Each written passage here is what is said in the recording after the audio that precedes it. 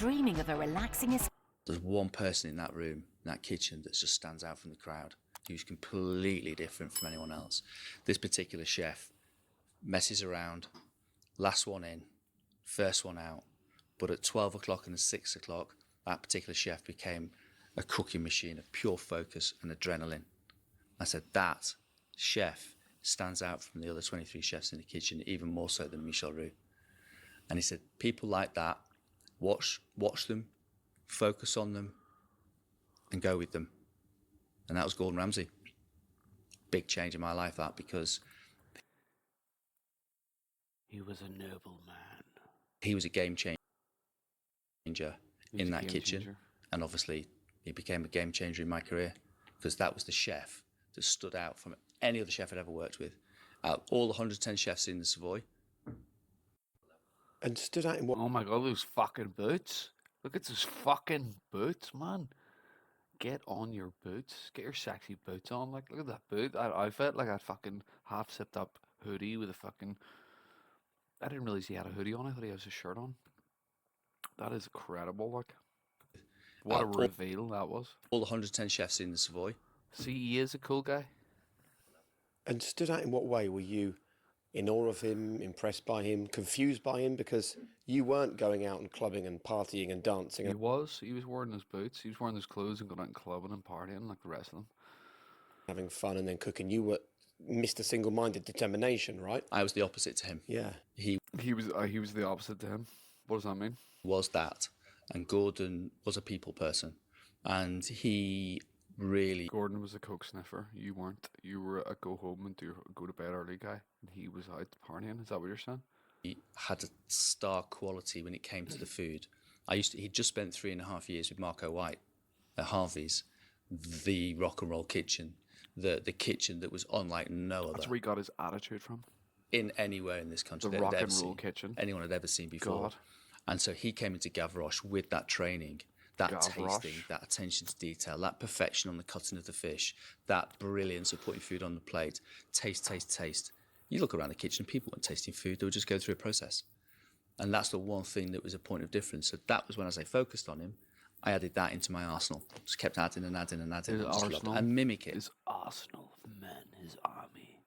And then I marched on Gavroche and won. Because he was mimicking Marco. But Marco was I never had the chance to work with General Marco, like he mimicked him. Marco. That kitchen I was not ready for. So I went into Gavroche and saw someone who then left and then went to Paris. And strangely enough, we met up 3 years later and I became the very first chef that he ever employed at the Aubergine. And before we talk about life at the Aubergine with Gordon Ramsay, there's a great conversation here for people that feel that they got screamed at. I was the first guy he employed and screamed at like a little bitch. Going into the deep end all the time, and either self-doubt or imposter syndrome is the old enemy that creeps up and stops. How does he know? Has he been a chef? Who the fuck's this guy? Like, what? How do you know? Like, what do you know what you're talking about? Them in their tracks. You managed to. You either didn't have them, or if you did have them, you managed to quell. Listen to what he was saying. Either self-doubt or imposter. People that feel that they're thrown into the deep end all the time, and either self-doubt or imposter syndrome is the old enemy that creeps up and stops them in their tracks. You managed to. You either didn't have them, or if you did have them, you managed to quell them and keep them quiet. Yeah. So what advice would you give to people for whom the self-doubt just sometimes can be crippling, and what you did at that period to get through that? Find someone to lean on. You've got to get some boots, get a nice pair of jeans, get a fucking check shirt, get a nice wee zip-up hoodie. Find the kids in your area, get down with the local kids in your area, get cool. So maybe get a skateboard, get a BMX, ride around, get to know people, get a name for yourself in the area, go watch movies, say things like, you know what I mean, know about cultural references that the young kids are into, like Star Wars and stuff like that, Lord of the Rings, and then model yourself around it. Like a sort of like Marty McFly, stroke, king of Rohan. to find someone to talk to. You need to find, but whoever you find someone to talk to, most of all. Whoever that person is in your life, Don't make it Gordon Ramsay. you make sure that that person is a rock.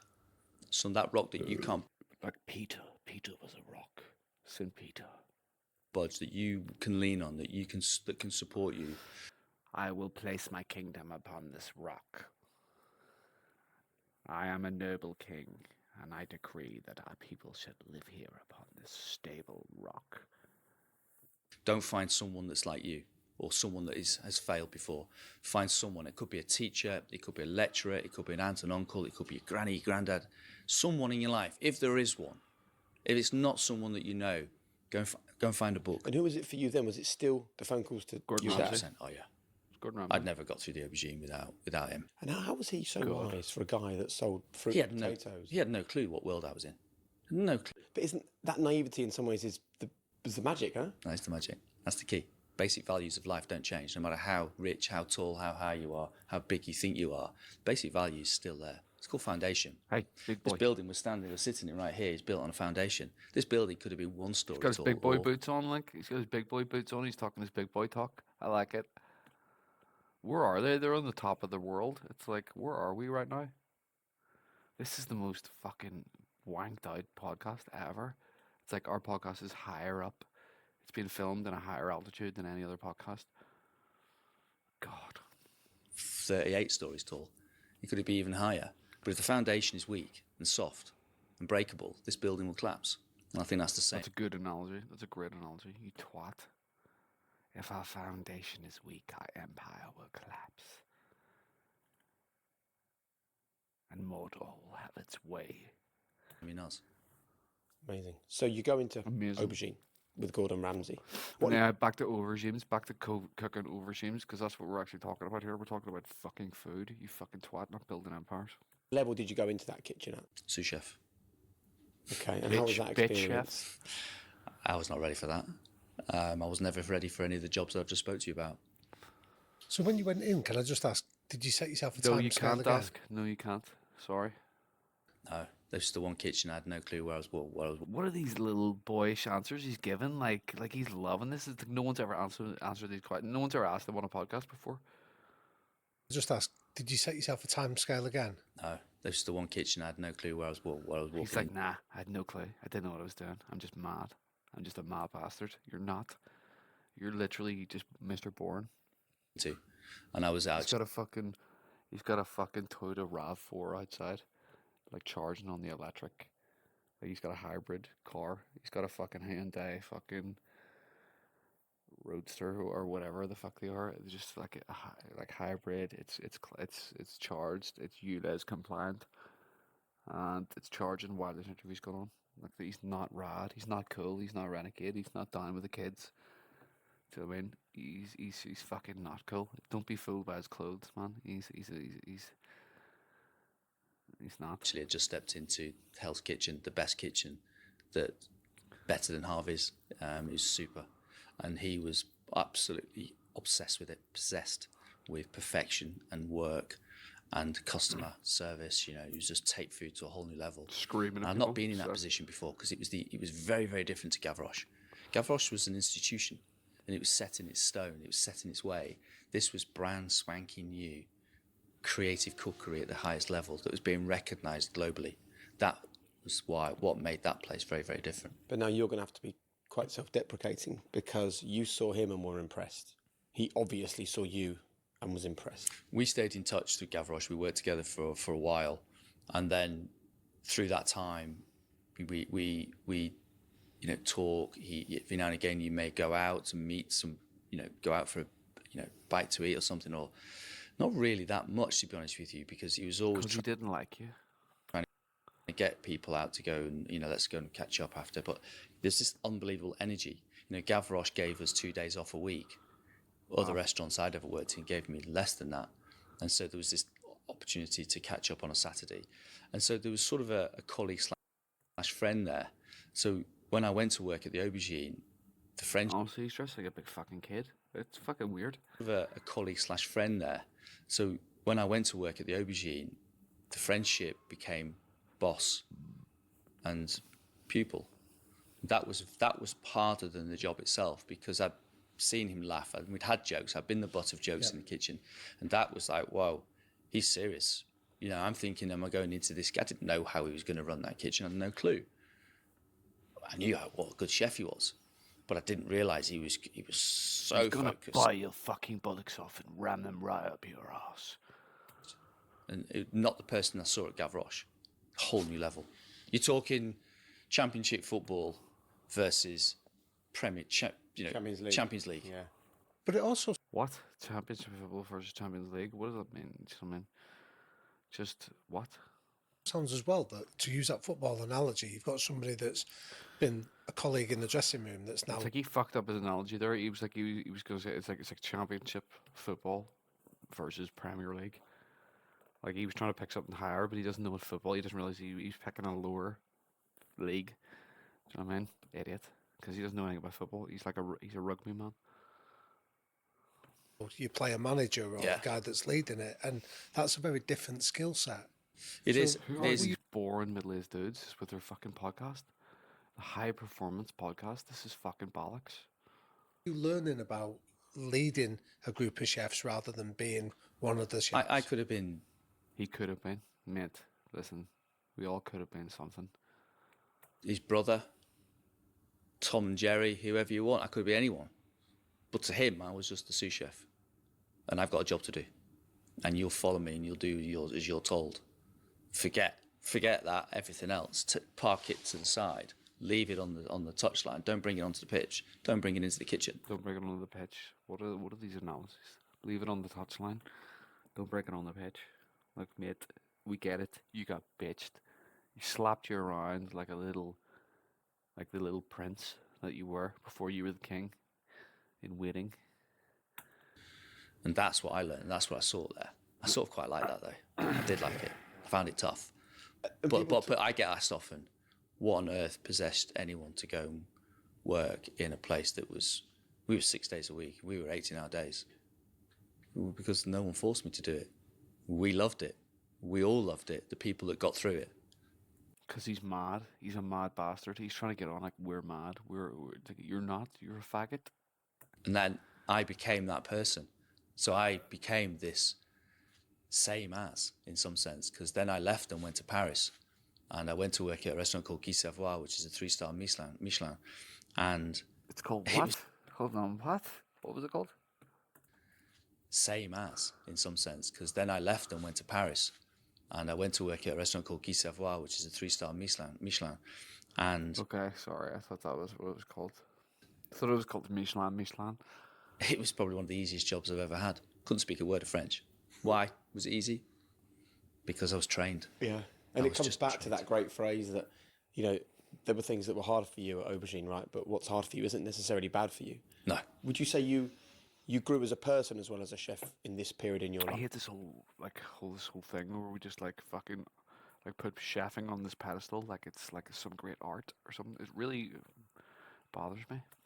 When I walked into there, if you'd have read my CV, you'd have said competition winner, college first at Master Chef winner. everything, won every competition, and came top in Competitions. every single exam, which is not really what I was at school. But in catering college, I did a lot. So I got my head down and I focused. My CV said I was a very good, reliable, hard-working cook and a very good cook, because that's what CVs do, until you step in there. And then you realise that your CV is just a piece of paper with a name and an address on it. And the words on the page are just words. What he wanted to find out was, who are you? What type of chef are you? So how did he test you? Who are you? Like the king had not yet. It's like he needed to be put into that pressure cooker. Like, so I mean, like the diamond had to be formed under pressure. And then the king could be revealed. Every day, lunch, dinner, 12 o'clock, 6 o'clock, perfection. Get ready, here we go. And then you realise how average a chef you really are. So I was a championship footballer. I don't like the way he's talking as if he's like a fucking 28-year-old or something, or a 25-year-old. I don't like this shit. I don't like how he's dressed. Like he's a fucking 25-year-old. Not even. He looks like he's dressed like a 5-year-old. I don't like it. I don't fucking appreciate it. in that kitchen, and I needed to be right at the very top of Champions League. So And I what did wasn't. you I need to wasn't do? Champions League. No way Stop was that Champions talking. You League. don't know anything So about football, mate. self-awareness is the Just first stop step of talking. doing Yeah. that, and I realised you've had like a pretty stark message. But how, like, what were the kind of steps then that you made? His questioning is shit. Who is he? Like, what is this? Like, two middle-aged blokes have a podcast? What is this? I've seen him before. He's on TV in some capacity. I don't know who he is. He's obviously his mate. So really, you shouldn't even be here. Like, To get to that Champions League level? great question. To get to that Champions League level that doesn't even exist in the world of chefing. How do you get the Champions League in chefing? Jesus Christ. Head down. Keep your Just head down. That's it. Head down. Get screamed at. Head down. Ride the Head- punches. That's yeah. where the boxing comes into the equation. Right, head down and forge ahead. For Rohan is but a day away. And you go with it. And it was a school of education. Forget what people think it is. Forget what you hear. Forget what, the stories. They're just stories. What happened in that kitchen stays in that kitchen. And it is a kitchen of perfection. Again with this the philosophy of cooking. It's fuck up. And drive and ambition. And I love that. But as somebody outside He's a of your world, cheeky I've one, almost isn't got he? this cartoon image of boots, it man. screaming at each Just other fucking and boots. effing and blinding. Tell us, what was it like where that He's all fucking boots and warts, isn't he? Like he's fucking like he's like screaming at each other and effing and blinding? Tell us, what was it like where that education process? The only was reason why anyone ever raises their voice in a kitchen is because someone is cutting a corner. Simple as that. And if I cut a corner and someone raises their voice at me, then so be it. I deserve it. And you've got to accept it. Just a quick one to say thank you so much for watching this content on the High Performance channel. We would love it if you would subscribe. You know, most people that watch what we do How don't stinking is subscribe. that? If you can subscribe, we can make this bigger. Nah, better, bolder fuck than off. we've ever Beg done me before. more. So hit subscribe. Please right subscribe. now. We can make this Help the High bigger and better. Performance Podcast make a real difference to the Let's help him make a real See you soon. difference. Let's help it make a real difference. Fucking Marcus Waering, how to stand the heat in life. Like, is this a joke? Like, help us make a difference in people's lives by getting this important podcast information out to them so they can listen to fucking twats like Marcus Waring talk about fucking, oh God, like cooking. Ugh, I'm done. Everyone has a podcast. I'm going to start my podcast soon, guys, so get ready for that one.